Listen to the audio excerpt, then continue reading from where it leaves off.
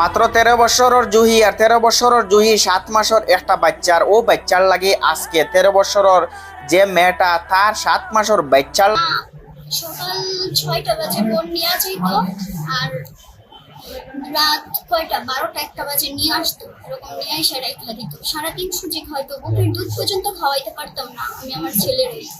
লাগে আজকে কৌটোর দাঁড়িয়ে যাওয়া লাগে কারণ লোকে আজকে 7 মাসের বাচ্চারে আজকে মা তো মা হয় সবচেয়ে ইন্টারেস্টেড জিনিস হইল গিয়া একটা মা কখনো তাই চায় বুড়া হোক চায় জোয়ান হোক তার বাচ্চা তো তার বাচ্চা আপন ভাবে।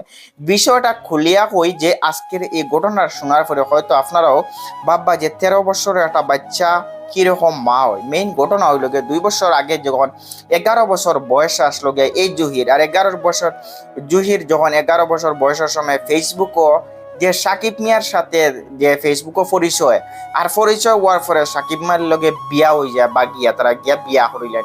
বিয়া করার পরে 1 বছর পরে গিয়া একটা বাচ্চা জন্ম হয় যে আজকে মেয়ে সন্তান। আর এই মেয়ে সন্তান জন্ম হওয়ার পরে সাকিব মিয়া বাচ্চাটারে তার বাড়ির মধ্যে রাখার পরে মেয়েটারে বাড়ি ঘুরে দিলেন যে আজকে 13 বছরের জুহিরে।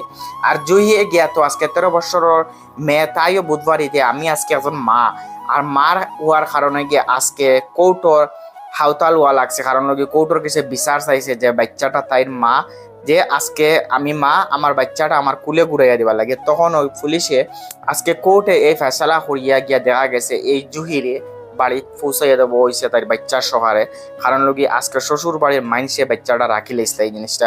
কিন্তু আজকে সবচেয়ে থেকে ইন্টারেস্ট একটা ঘটনা বোঝা গেছে এই ভিডিওত যে একজন মা বোঝা গেছে তাই গেছে দেন আমি তাই তাই যে আমি মা হয়ে গেছি এটা কিন্তু তাই বুঝতে পারছে যে আমার একটা বাচ্চা আছে।